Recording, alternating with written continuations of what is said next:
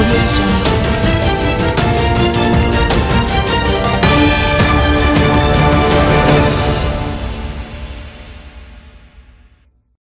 17-year-old, one of two charged with kidnapping. A 17-year-old is one of two persons charged with conspiracy to kidnap, unauthorized possession of ammunition, and using a prohibited weapon to commit a felony. The teen was charged alongside 33-year-old Andrew Williams, also known as Biggs, a higgler of Towns Meadows, Spanish Town, St. Catherine. Reports from the Lucy police state that around 7:30 a.m., the complainant was taken from his workplace at gunpoint and transported to a location in Spanish Town, where Williams reportedly demanded $100,000 for the man's safe return.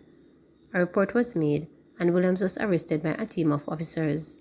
Both men were arrested and charged after a question and answer session in the presence of their attorney. Their court dates are yet to be finalized. Policeman co-accused facing murder charge. A policeman was charged with murder and several breaches of the Firearms Act in relation to two incidents in his community on December 27.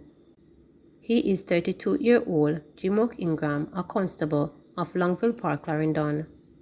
According to the Police Corporate Communications Unit, Ingram and his co-accused 33-year-old Sheldon Harris, a car wash operator, were charged jointly with murder, possession of a prohibited weapon, unauthorized possession of ammunition, and use of a weapon to commit a felony. The charges stem from the shooting death of 59-year-old farmer Donald Lowe along a Longville Park address. Reports from the Clarendon police are that about 4:45 a.m., two men, one armed with a gun, visited Lowe at his home and engaged him in a brief conversation. Shortly after, loud explosions were heard and the police were alerted.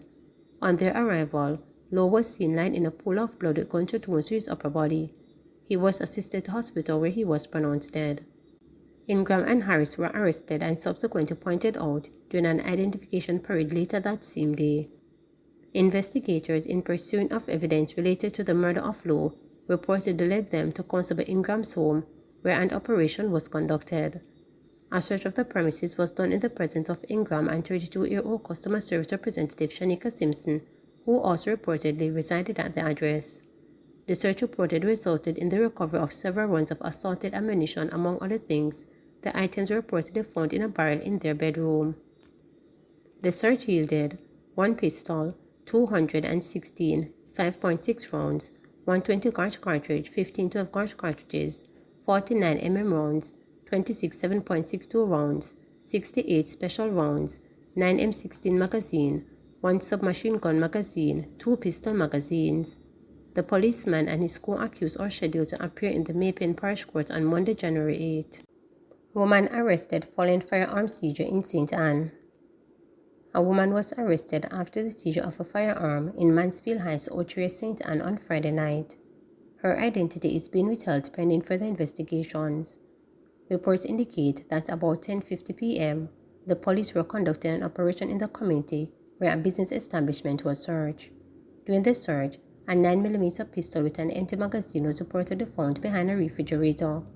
The woman was subsequently arrested. Investigations into the incident are ongoing. Meanwhile, a resident from Mansfield Heights who requested not to be named expressed relief at one more weapon being off the streets. "I just moved here, and sometimes I hear explosions like gunshot, and I get scared. So, to hear that one more gun has been taken away, I feel good," she said. More than 7 firearms have been seized in Jamaica since the start of the year. Businessman charged with obtaining money through false pretense.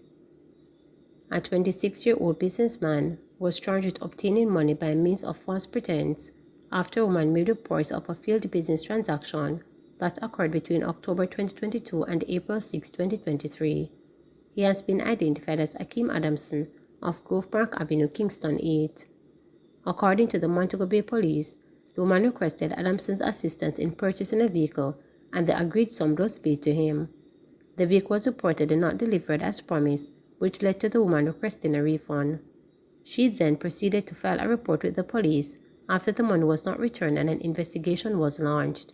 Adamson was taken into custody and charged on Friday, January 5th. His court date is being finalized.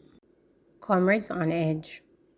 The opposition People's National Party seems headed for a fresh run of internal warging after its president Mark Golding signaled late last week that he was about to shuffle the party's shadow cabinet. On Saturday, Golding revealed a new 26-member shadow cabinet with all three of the PNP's most vocal spokesperson, Lisa Hanna, who shadowed the foreign affairs and foreign trade portfolio, Dr. Maurice Skye, who spoke on health and wellness, and Senator Lambert Brown, who spoke on the public service. They were replaced by Angela Born-Burke, who was shifted from Labor and Social Security to Foreign and Regional Affairs, and newcomer Dr. Alfred Dawes, who takes on health and wellness. Julian Robinson will now be the party's spokesman on public service while continuing to shadow the finance minister. In the meantime, Senator Donna Scott Motley was stripped of the information section of her portfolio, leaving her to speak only on justice, while fellow Senator Sophia Fraser-Binns is now being asked to shadow environment and ecological heritage instead of her portfolio of land, environment, and climate change. Former Cabinet Minister and Leader of Opposition of Business in the House of Representatives Philip Powell had his shadow portfolio adjusted from energy and mining to energy and climate change, while the outspoken Michael Phillips saw his portfolio shift from transport and works to transport and mining.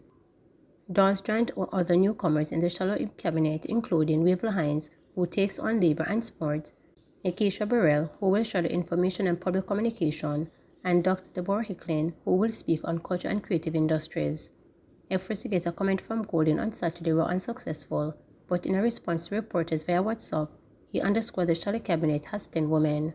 In a mid-afternoon release, Burrell said the reshuffle of the shadow cabinet by Golding was aimed at showcasing the diverse talent and extensive skill set presented within the PNP. The new shadow cabinet combines new faces in the frontline politics alongside seasoned politicians, all ready to offer solutions to Jamaica's long-standing challenges. Each shadow minister will be supported by a theme including deputies to be named at a later date and their junior shadow cabinet counterparts. Shadow cabinet positions provide an opportunity for team members to contribute and gain exposure without burdening taxpayers. The opposition leader thanks those who had served in previous shadow cabinet and will not be offering themselves in the next election, the release added. But even as the leadership of the party sought to portray the changes to the shadow cabinet as part of its normal business, messages shared in PNP WhatsApp group suggested that the party could be headed for another major fallout. Good morning, comrades. I see our party leader has introduced a new method of governance, reshuffle, done via email, and with limited MPs in Parliament cut off of the most senior and vocal, said one comrade. A cabinet reshuffle is being done as we speak via WhatsApp messages, and Guy and Lisa are out because they are not running back. I wasn't aware that running was a criterion for being in the shadow cabinet, added the comrade. The PNP supporters argued that it was political suicide to move Guy and Hannah out of the shadow cabinet weeks before the party is scheduled to contest a local government election. The implications are obvious. The question is, where is the political sense, added the comrade. While messages went quick and fast, several PNP members warned that the party could return to the not-too-distant past when it was split into fractions. The obvious destruction of an semblance of unity within the party goes into local government election, declared another comrade in the chat. The writing on the wall is getting bolder. Wait for the imposition, added another PNP supporter. The PNP has been facing internal turmoil since 2019 when Peter Bunting challenged then-President Dr. Peter Phillips for the leadership of the party.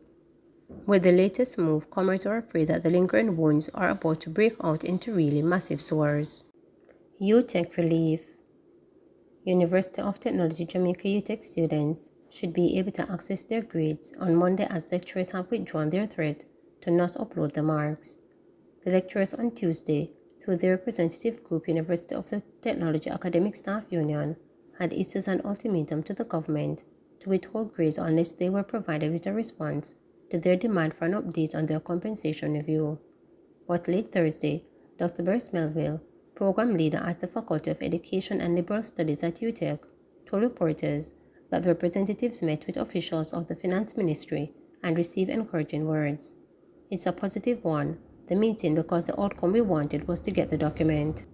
We are in receipt of the document, and so we are instructing members to return to normalcy, which involves them releasing grades, stated Bryce Melville.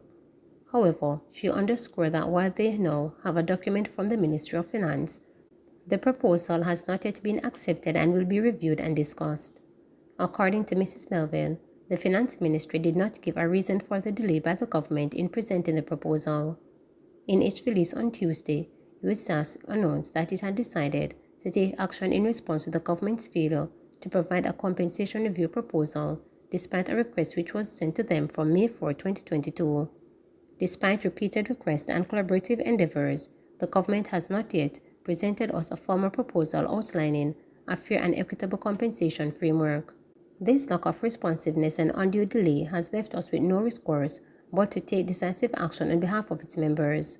Consequently, our members will suspend all grades entry for Semester 1 2023-2024 until we receive the compensation review proposal for review and consideration.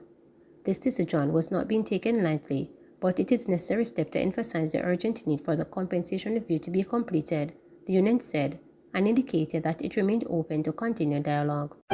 Please remember to subscribe, like, share, and click the notification bell for daily updates.